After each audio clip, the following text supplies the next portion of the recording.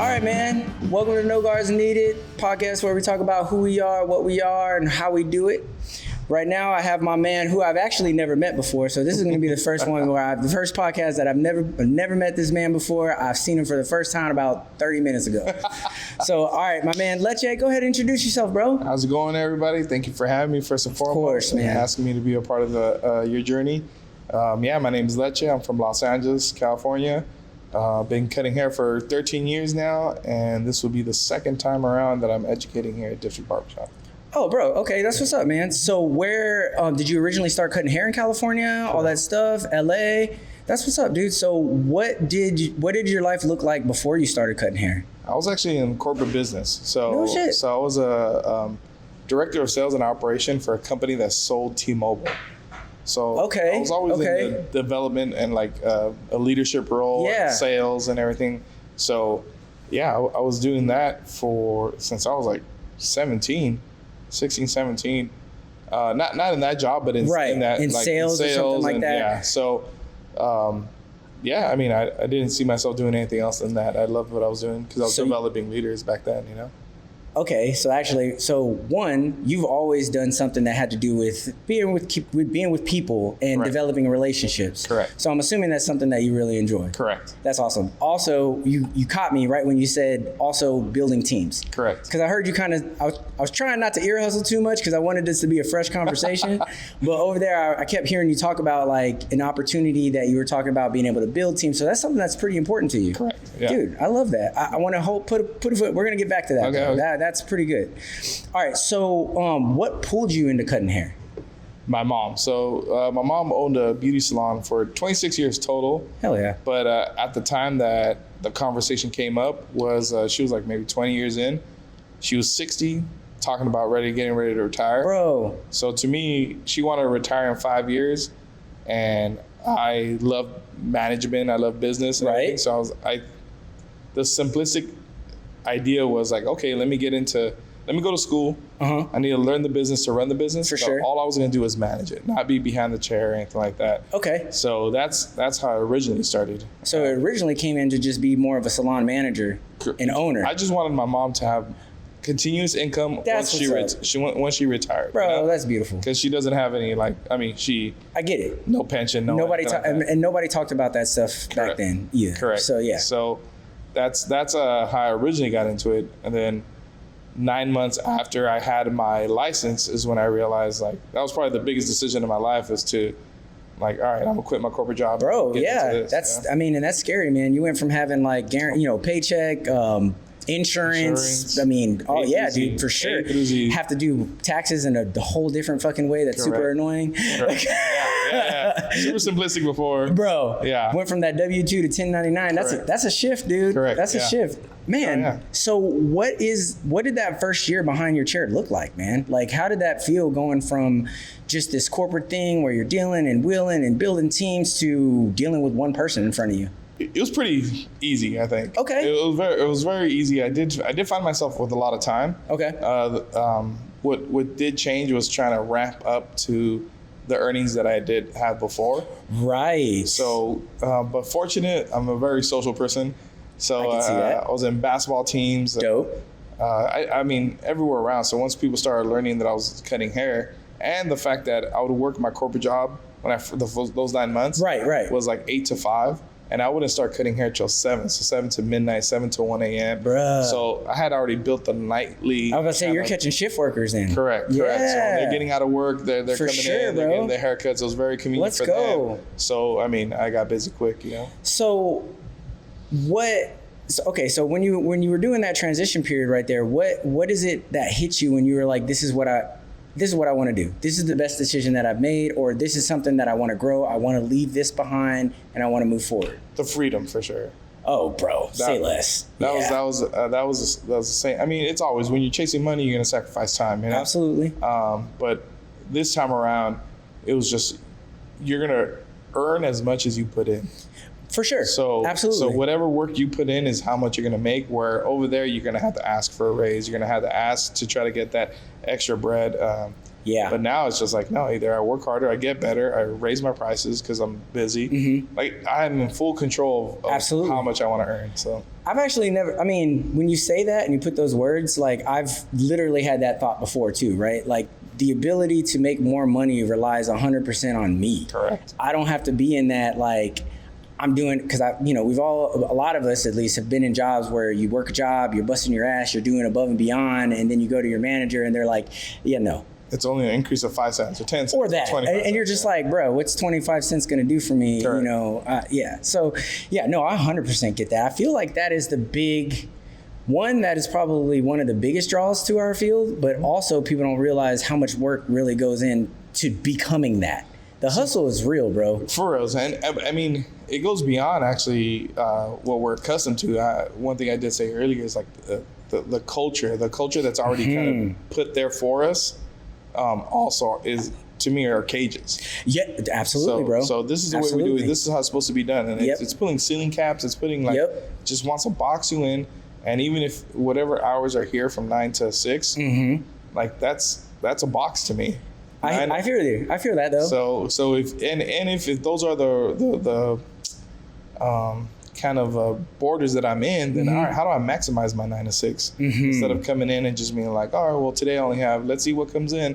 Like no, right. If I'm in control of how much I'm making, what am I doing to make sure that I'm busy this day? That's awesome. So that do you? Before I want to stay on this. So do you think do you have a good ability on creating fire underneath yourself to keep going? Correct. Yeah.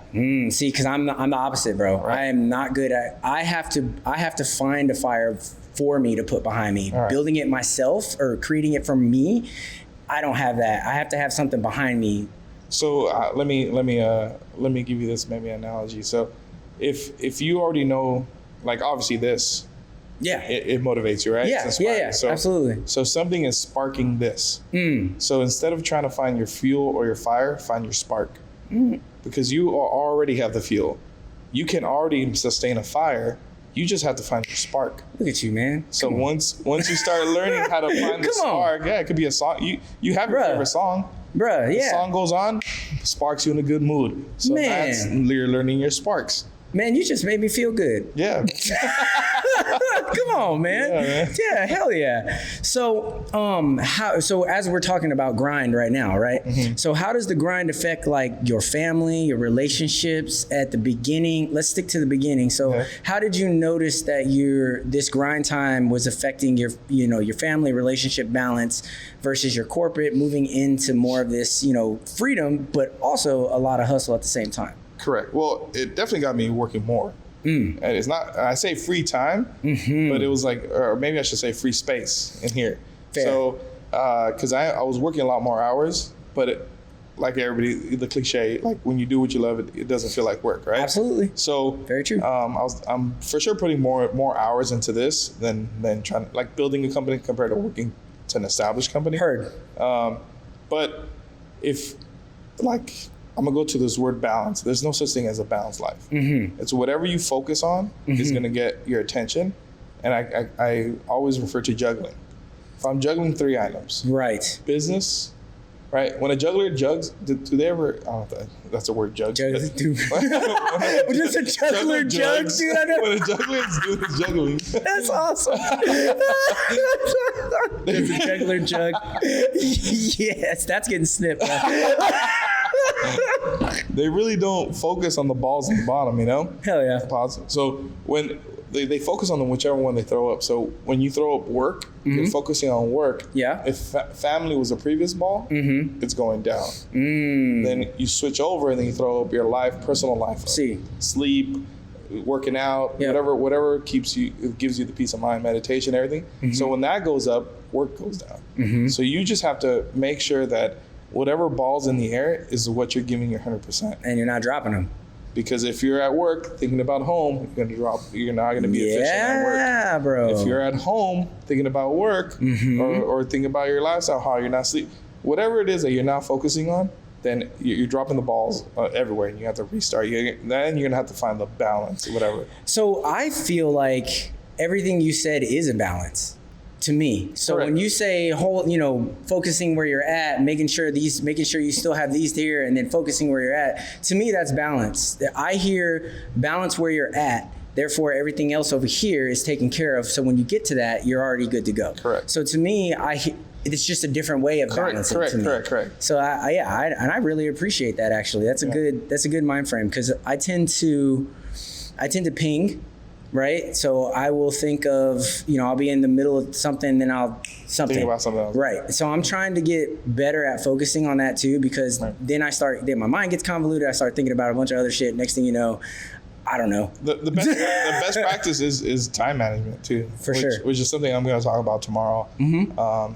That I preach is, if you manage your time, then you're telling yourself at what time is the thought your brain is going to clock in, right? Mm-hmm. So if I know that I'm going to work till 6 o'clock, and then I have an hour to get home. So an hour to get home is my personal time. That's when you're going to evaluate whatever you got to do, decompress, whatever it may be, right?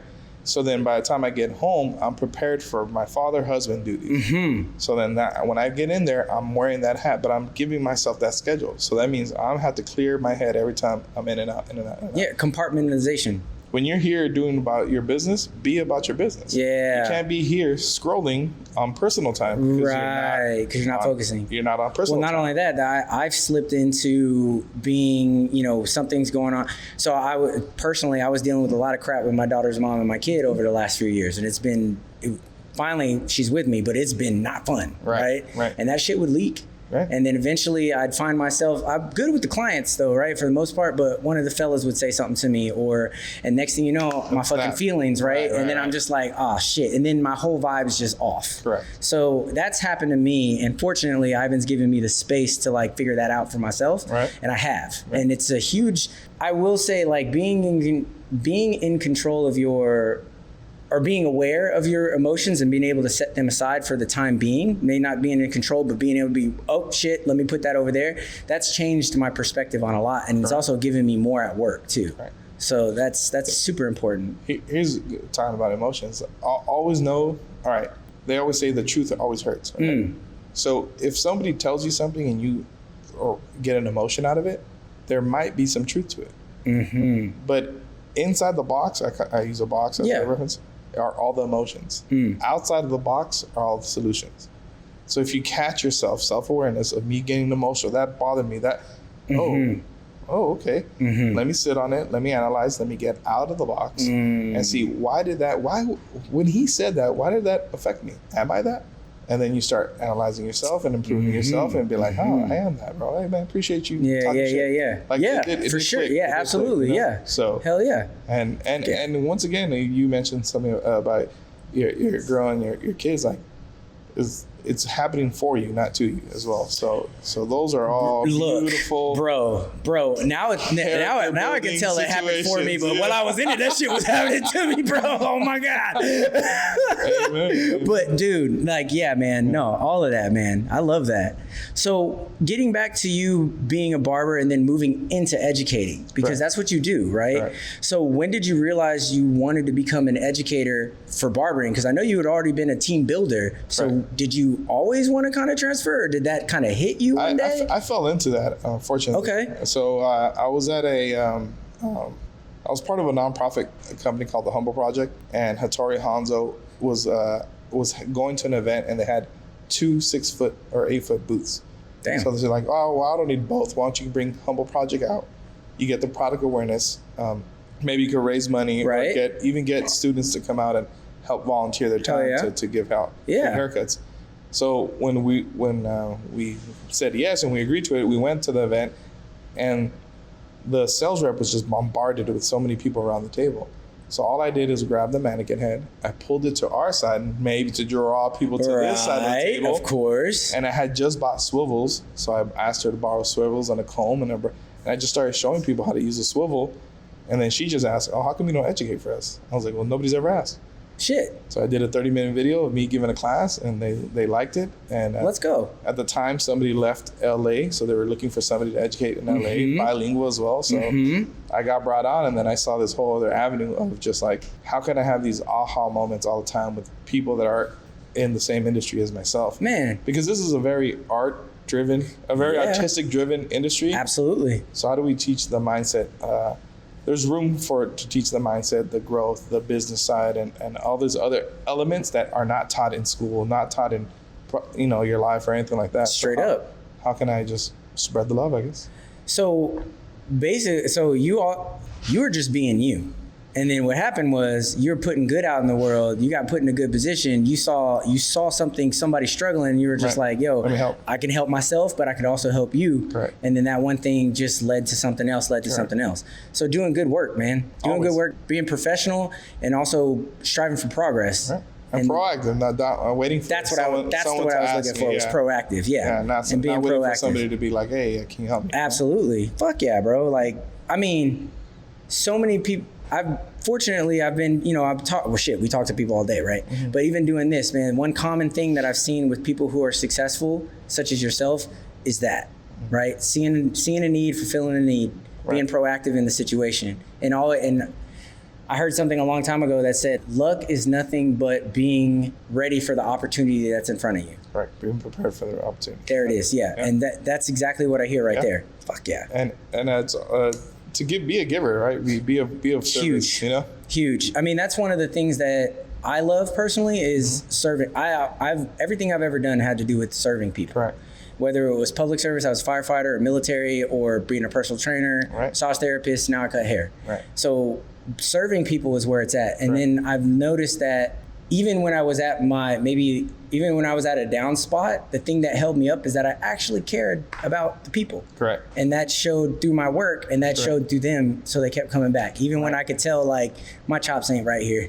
Like, I've lived through that all the time. That is the kind of like the good feelings that come with the people that will take advantage. That will be like, all right, but I'm not here to meet eye to eye with somebody or receive something from somebody else. I'm here to serve, and mine will come from elsewhere. Absolutely. So, well, it feels good though. Always. I always tell people, man, like, my job is super selfish. I love doing this, and when I go home, I feel fulfilled because I was helping people all day. I mean, So when people started paying attention to you, did anything change how you moved around, or did you feel like you had to be a little bit more aware of self?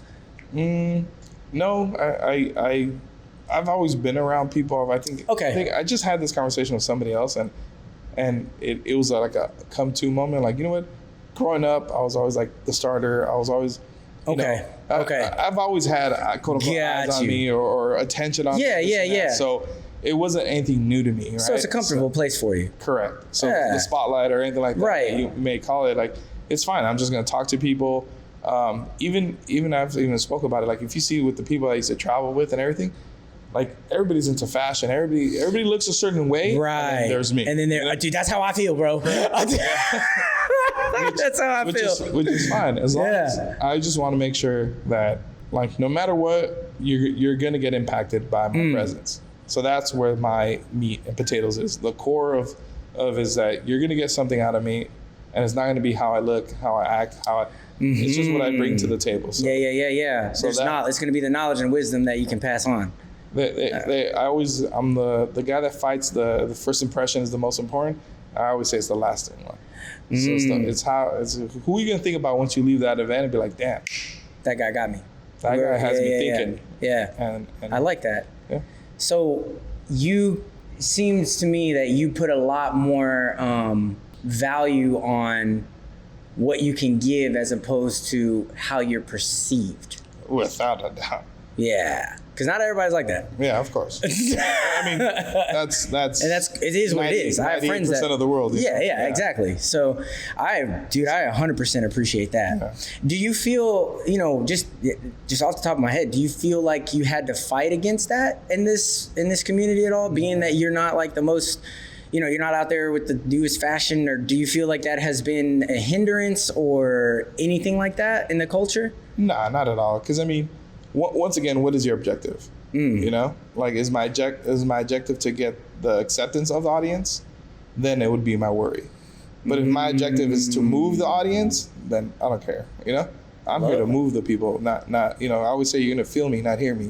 We hear a lot of people. Yeah. But I want you to feel me. Like, That's dope. There's something that triggered inside of me that it wants. Dope. So other than that, then if I'm not doing that, then it's where I'm like, why didn't I deliver? What did I miss? Right. And and as you're talking too, I can see you on stage or teaching as you're talking, right? And I'm like, because you're not flashy, I'm listening more to what you're saying, because I've been to these barber shows, and when people are out there with the fresh cuts and I'm paying attention to them, but I'm also looking at what they got on, you know what I'm saying, and how they're moving, whatever they got. Even though I'm not even interested in it, it's still drawing my attention. I'm not going to deny it does bring value. It does for sure. It does have its purpose. Yeah. Right? Obviously, I'm always a professional. Yeah. That I do worry about my reputation. Absolutely. You'll never see me looking like a bum. Or looking like a bum. Well, I mean, who knows? So this could be bummy. yeah. I guess it depends on.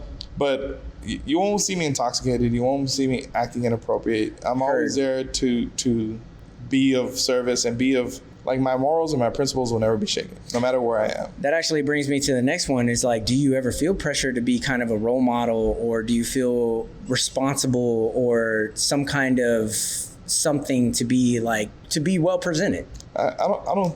Pressure, I don't think is the word. I think I unless it's self-pressure, you know? Well, yeah, even if it's pressure on yourself. Yeah, anything. I think before I did. Before I felt like, I wanted to continue to deliver. I wanted to continue to impact. At one point, I was like, all right, where else can I go? Where else can I be of service? Right. You know? But as time passed, I've learned, I learned the peace that comes with, I'm no longer going to go see where I can serve. I'm going to see who wants the service.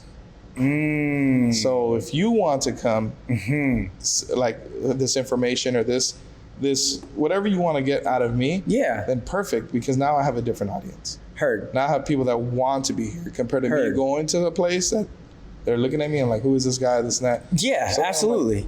So that's probably the biggest difference. Is where I'm like, all right. Now I do more one-on-ones. Now I have my apprentice. Now I have, like, it's a more personal type of development with people that do want to improve, and they have improved, and they've opened their shops, and they're booming, you know? Yeah. So to me, that's been more of my focus. But I don't know. I don't like the word pressure, as far as I do what I want. Like, I'm a very much person like I do what I want. If I don't want to do it, you're not going to pressure me to something. Yeah.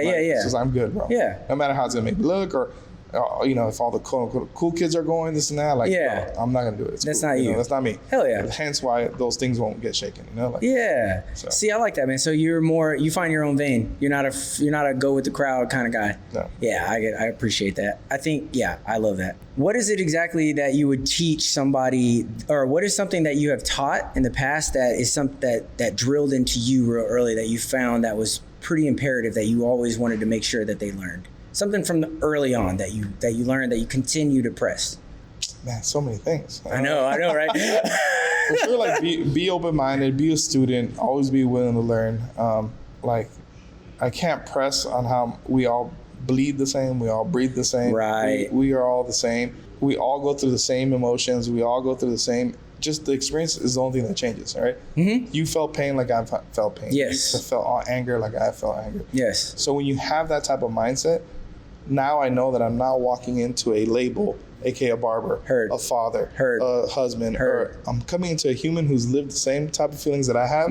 So where do we find the common ground? Fuck yeah. So that's pretty much Try to stay as even keel, because I get a lot of slack for this, because I always like to say, like, I don't like labels. Like, labels are just what you're deciding to say you are at that moment. But the moment I take that, I'm a barber. The moment you lost your hands, now you can't cut. What are you? Yeah. Exactly. So remove labels and you find out who you really are.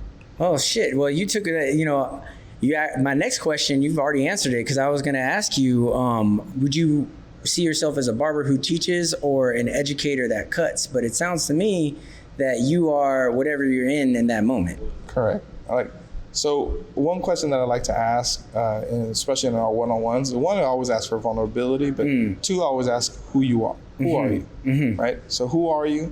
But you can't answer with labels or adjectives. So you really have to think, dig deep, reel down, and see, who are you? Yeah. Because if you know who you are, then I could place you in any situation and you won't get molded by the situation, by the environment. Heard. So yeah. You have to know who you are deep down. That's huge. And my answer when I got asked to this was, I'm a full-time energy and a part-time body. Okay. So I got that. Wherever I am, you're gonna get my energy. You're gonna get who I am every single time. Yeah. And I'm just in a part-time body. So once this body leaves, may my energy be full-time. Full-time forever. Dude, I love that, man. I've never actually been asked that question. I like that. I'm gonna dwell on that myself. Shoot. Okay. I have a guy in Washington, 6 years in, still hasn't been able to answer it. Yeah, I don't think he's put too much effort. I'm about to say, whoever that dude is, he's calling you right now. Oh, it's official Eric Ruiz. He's telling you. So what part of traveling do people not see? The lack of sleep, the wear and tear on the body and mind, you know? Yeah, that makes sense. Being away from family, being away from friends, comfortability. Just the travel, the TSA, the airports, the hotel life. 6 foot, 280, small chair. I didn't even think about that. Just so many things that come with it. But yeah, and you have to understand that when you travel and speak to people, like even that drains. Like, you're exchanging of energies. For sure. No, absolutely. So it's to be constant on. So then when you get to the hotel, I was literally about to ask, so what is it like when you get back to that hotel room after that, bro? It's a really good decompression. Bro, I can only imagine. Yeah, relax, dude, seriously. Yeah. So are most of your travels pretty quick, or 2 days, 3? What does that normally look like for you? They vary depending on what city I'm going into. I think like Edward is very business savvy. So, yes. So he knows get me in, get me out, so I can get back to my clients and my employees. Let's go. This and that. Oh yeah. But other people, like other times that I have visited, have been 4 or 5 days because they want to do activities. There's multiple guys out there. So right. Oh, let's do this. Let's do that. Right. So then you have to kind of plan out for those events, but it all varies. For the most part, when I do travel, it's pretty much work. Okay. Like I go in, get what I need to get done. One day to go eat or look around. And get it done and get it over with. And I'm not big on nightlife. So yeah, me neither. I land and like people want to go out this and like, I'll see you tomorrow morning. Yeah, no, I feel you. I did that years ago. I'm good. So does being on the road kind of energize you? I mean, I'm getting a pretty feel that you're pretty energized no matter what. Correct. Yeah. But it does. I felt like I took 2 years off of really traveling. I had one account that I was pretty consistent in Oregon. That I kept going to. But this year, I'm making an effort to travel more. I did Oregon and Washington, Texas. Oh, yeah? We have Arizona, Philly, Florida. We're going to start setting up all our Lechendary tours. Yeah, I was just going to say that. I saw that. Yeah, peep that on here, the Lechendary tour. Let's go. So I'm going to give it one more whirl. See if this is really what I want to do, continue to do. So I took that time off. I really got into another passion, which is golf. So that'll take, bruh.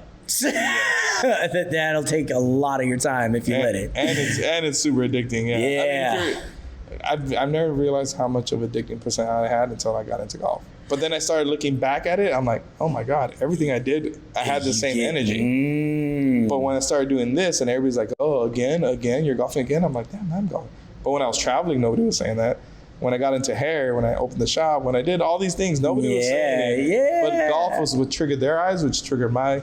Which made you go. That there's truth in it. Yes. I have to self-analyze. Absolutely. So yeah. So then if I'm like, well, I'm not going to deny it either because of what people say. So now I started the golf channel. Oh, that's what's up, bro. The Itch Golfer. Yeah. Hey, let's go, dude. Come on, bro. I mean, might as well, right? Absolutely. Shoot, yeah. I'm already. You already have you already have eyes on you too. So right. Exactly. I mean, fucking, why not, man? Like that's awesome. Yeah. So, hell yeah. So we're doing that. We're going to travel. We're going to start traveling with that in May. We go to South Carolina to travel. Come on, dude. Yeah, bro. Hey, that's sick. That's one thing I want to do, man. Is I want to find somebody and I want to travel and go. That's why all this is mobile because I'm just gonna somewhere this year. I'm gonna go fly somewhere and do a podcast somewhere. Absolutely. Just you got to do it, right?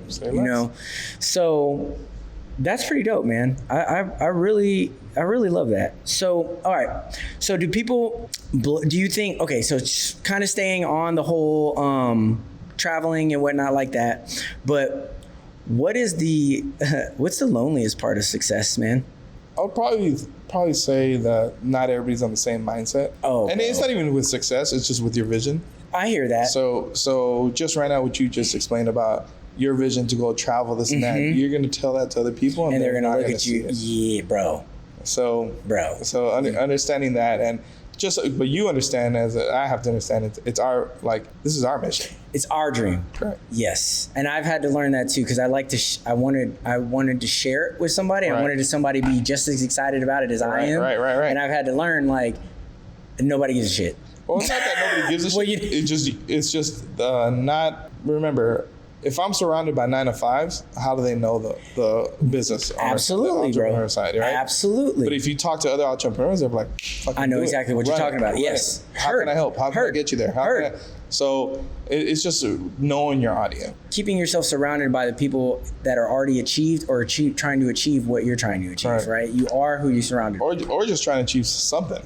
Being successful in period, right? And trying to move up. Yeah. Right. That was a huge lesson that I had to learn. I remember I used to always say, I tried to fight against that whole, oh man, you are who you hang out with. And as a kid, as a young man, I was like, no, I'm not. Yeah. And then I got older and I looked back and I was like, oh, I was just might've been the best one of them, but I was just as bad as them all. I just wasn't doing that. I would switch, correct. I had that moment as well, like in 2017, and it was very much if I was the most ambitious person in the room, then I needed to find a different room.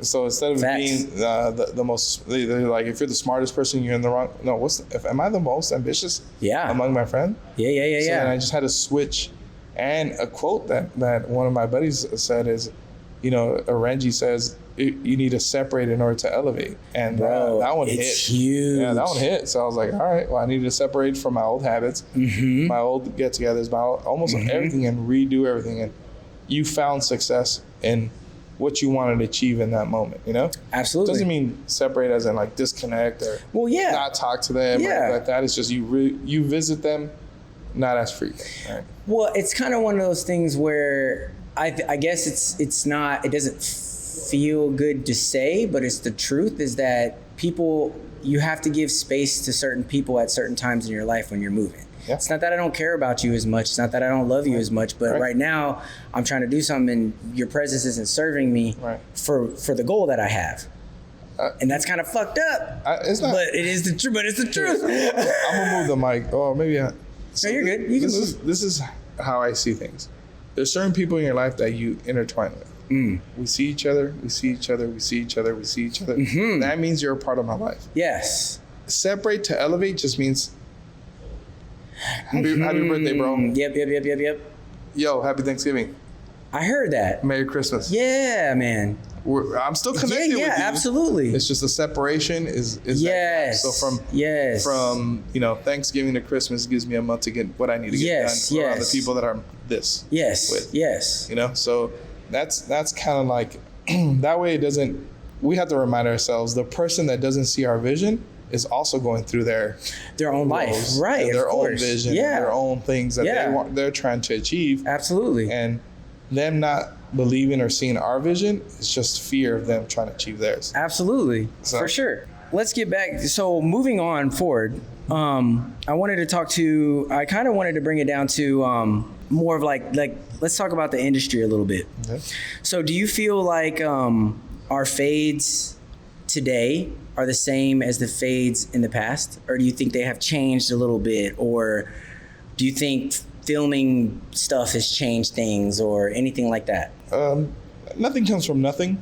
Okay. So everything has been done before. Yep. It just gets reinvented. It gets our new name. Facts. It gets everything, right? So, but no, videotaping and social media has been a blessing. It's definitely helped it grow it. Now more kids are coming in and they know what they want. They're showing you. They have videos. That's true. They have everything. That's true. Right? So it's been a blessing. It's just we as individuals have to make sure that we don't get left behind. So that's what I was going to say. Right. So do you think that the social media is more of a tool for success or more of a necessity for success? A tool, without a doubt. Okay. Yeah, it's a tool. Everything is a tool. So money is a tool. Everything that we want to. If we want to promote our business, I could still go old school and print out flyers and go door to door and just really just, saturate my market around me, and I'll get the business. That's true. And if I'm doing social media and I'm really like promoting, like some of my tags were Fort Worth, some of the tags that I've been putting in my most recent posts is because I wanted to this area. Exactly. Mm-hmm. So I wanted people in this area to see my work. Yeah. Because I'm coming to your town. The next one is going to be that town. And then, so now that's the market that I want to attract, right? So it's just, but it's definitely a tool. And one thing that I say to a lot of people, and which some people don't like, is that you are not the person you are on social media. As long as you understand that you are not the person you are on social media, then you stay level grounded. Expand. So some people do post their lows, but most people don't post lows on social media. I hear what you're saying. It's a highlight reel. It's always this. It's always this. We're thinking about what we want to portray. Got you. And we're thinking about what we want to say, and this message is going to make me look this certain way, and this and that. So it's very much not acting. Like it is, like when I get on the mic, I know that it's me talking, and you'll get that same version if you see me in person. Right. But no, I know that it's a camera on, and I'm like, hey, you're on. You're on. It's just a little bit more. Right. Even, I get that 100%. So, and then just know though, so attention is like any other drug. Right? It's intoxicating. Mm-hmm. When you receive it, oh man, it feels so good. Yeah. When you don't receive it, it's a hangover. Yeah. Right? Yeah. And then what are you searching for? Your next fix. Yep. So if you allow this drug to consume you, then you're gonna get lost in this herd.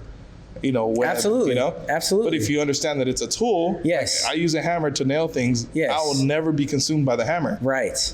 I only use a hammer when I need to nail things. That makes sense. I only use social media when I want to market something. So, I mean, it kind of like one thing that I've heard some of these people, like podcasters that I listen to or whatever, they say, post and ghost is like a big thing for them. Like they post something, but they don't read the comments. Right. They don't get engaged with all the stuff. Correct. Because we're all human. No matter how controlled you are, all that stuff is going to affect you up and down. Yeah, I love that, man. So, man, I feel like I've learned so much about you in this past little bit, man. Like this was super dope. Like I said, you're the first person I've ever talked to that I didn't know at all. So that's super dope. But for fun, man, for this last thing, just something that I like to do is kind of I call it like a fast fade round. Just throw some questions out to you. First thing that comes to your mind, no question, don't overthink it, whatever. All right. So I'm going to give you 3 in industry and experience. So are fades actually better today or just film better? Film better. Social media help barbering or make it louder? Both. Respect in the room or followers online? Oh, respect in the room. Okay. All right, next 3. Real life or seasoned? Because we've been around. What do you mean? So life or seasoned? Yeah, just questions. Okay. So hardest decade of your career, your 20s, 30s or now? Career? Oh man. Yet to see it, so blessing, yeah. Well, hell yeah, let's go. What's more exhausting, cutting all day or teaching all weekend? Neither. I like both. So, I'm good with both. I'm trying to think. Teaching all weekend is different than a event. I think an event. So let's say that teaching at an event versus cutting all day. So no, remove the teaching. Going to an event, you just have to be. Yeah. Okay, I got you. Okay. That is a bit more tiring because once again you're just social battery, dispersing so much energy and receiving. You're getting dumped on by so many people. So, so I think that's a bit more tiring than cutting all day. Cutting all day is but I love both. I was about to say. But I'm just saying, if I got to choose one. That's the one. Yeah. Okay, so has success made life simpler or more complicated? Define success. So, So, to me, has your version of success? Life is easier. To me, version of success is peace of mind. So if I have peace of mind, then I'm successful. It doesn't matter the rest of the elements; it's just all material. But if I have peace of mind, I'm good. You're good to go. Fuck yeah. All right. So next theory. This is going to be more like culture. So, is content creation harder than cutting? No, it's just whatever you put your practice into, you're going to get better at. So, I mean, someone who just started cutting could have been making content before cutting and thinks cutting is harder. Because that's something that they're more, But if you have 10 years cutting and now social media is coming in I'm afraid of looking dumb or doing dumb posts. Right. If you look, like I just said, we just started this golf channel. Yeah. I'm so glad these first videos are so botched, bro. That's so funny. I'm looking forward to it because sooner or later we're going to be able to develop some type of rhythm and some kind of thing. Yeah, to absolutely. Get people to record us and to get. So I mean, it's all part of the process, but you can't fear a video looking bad. You can't. You wait for the perfect video. You're never going to do anything. Just post. And you get into, like you said, a rhythm. I get it, bro. I get it. All right. So are we building craftsmen or are we building influencers nowadays? Is in a complete general sense. That's what I was going to say. In a general sense, I mean, it's both. You're going to have both. People that are not on social media are building their craft, and people are on social media trying to build their influence. But which one do you think is more? Craftsmen. Craftsmen? Social media. I mean, I guess social media is the younger wave. That's yeah. I guess I'm more talking about. I guess I'm more gearing it towards like the newer barbers, that are coming. So it is about the barbering. Okay. Yeah, about barbering culture. Okay. Yeah. About barbering culture. I mean, I do see more influence. I do see people. That's what I think. More people trying to be an influencer or just trying to post and see how far someone drove. But I mean, that could be just my feed. So I mean, that's what I feel that way. Yeah. But I mean, I do see a lot of great content from people that I've been around that used to come to our classes, and now they're just creating amazing content. And I'm like, now you're motivating me to do create more content, similar content to yours. So that's why it's always be a student, you know? Hell yeah. But yeah, who knows? Because I mean, the shop I went to, 13 barbers, not a lot of them were big on social media. So. Okay. So that's what I'm saying. Like, it just really depends on the person or probably honestly like the environment that you're into, right? If you're more in like in LA or if you're more in like, a bigger city, content creation is probably more. My apprentice, I'm telling you, my apprentice, he just turned 21. He's been 2 years under my belt, 1 year in school, 1 year out. I'm surprised for his age, he's not big on social media. Really? So that's our next topic. Our next frame of work is to be like, hey, look, this is how we're going to start shooting. This is how we're going to build our content. He bought the meta glasses. So we're going to get him going. But for him being of that age, I'm surprised. He wasn't really big on social media. So that's what I'm saying. It's like, it's a give and take. Yeah. Okay. So do young barbers focus too much on clout these days? I think everybody focuses on clout. I'm sorry. You're right. I think it's young barbers. I 100% agree. They see people who are good in front of cameras and good, and they say, man, I could cut better. They focus on the wrong things. But clout is another drug. Like, it's attention. It is. It's attention. It's going back to it. And I'm going to tell you, like, everybody says they want it until they receive it, So, I mean, it is going to be nonstop. Your DMs are going to be nonstop. Right. Like, it's going to be hey, this. You're going to answer the same question. Right. Hundreds of times. So I think about that too because I don't like that. Yeah. But at the same time, it's part of it, right? It's like I'm not an attention seeker at all. Right. Like I really don't want the attention. But it's going to come with it. I mean, I hope so because I like doing this, right? But then that's going to be when I'm hitting you up and being like, hey, bro, how the fuck? Absolutely. All right. So just to close out, man, when the clippers are put away for the last time, what would matter more to you? The haircuts that you've perfected? I kind of feel like I know this answer, but or the people who you've helped build? Well, without doubt, the people that I figured. 100%. Yeah. Cutting. I've been fortunate. Cutting seemed very easy to me. It's a skill set. So I'm a firm believer if somebody else could do it, then I can do it. It's just a matter of repetition. Me too. So cutting, even though I like cutting, I like doing everything, I wouldn't say it's my passion. I would say coming here, talking to whoever is willing to listen, and if I could just impact you some way to become back tomorrow or Thursday, let's just say, even bigger and better and hungrier, hell yeah, then perfect. If I could teach you or show you how to find your spark at all times, then you're gonna realize, oh, I am that person. I just didn't know that I was focusing on fuel instead of focusing on spark. Bruh. And that's it. That was huge. Yeah. I mean, you're a man that's planting a lot of seeds, Leche. God willing, man. Thumbprints on a lot of people. And bro. Yeah. I love that, man. I appreciate you sitting in with me, man. This was a lot of fun, dude. Right. And I'm looking forward to tomorrow, bro. For real. Like, I want to get some more of this, man.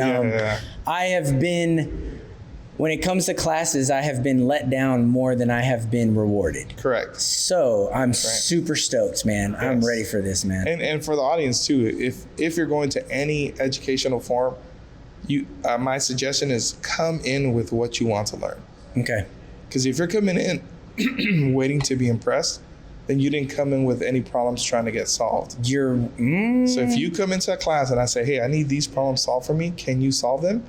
Then it might change it. Because then you're giving the person direction so they actually know instead of just kind of spitballing and casting. Which is the first thing I said. When I'm going to come in, I'm going to say, what do you guys want? Hell yeah. Because I want to make sure I deliver. Dude, let's go, bro. All right, Leche, any last words for the peoples, man? No, man. Appreciate your time. I can't wait to see this grow bigger and better. Man, you already know you have a place in LA, so if you ever want to fly out to LA, we'll say less, bro. Okay. For you to interview and yeah, hey man, don't tell me, bro. I'll show up. Only the hungry will eat, baby. Let's go. All right, Leche, I appreciate you, dude. Hell yeah.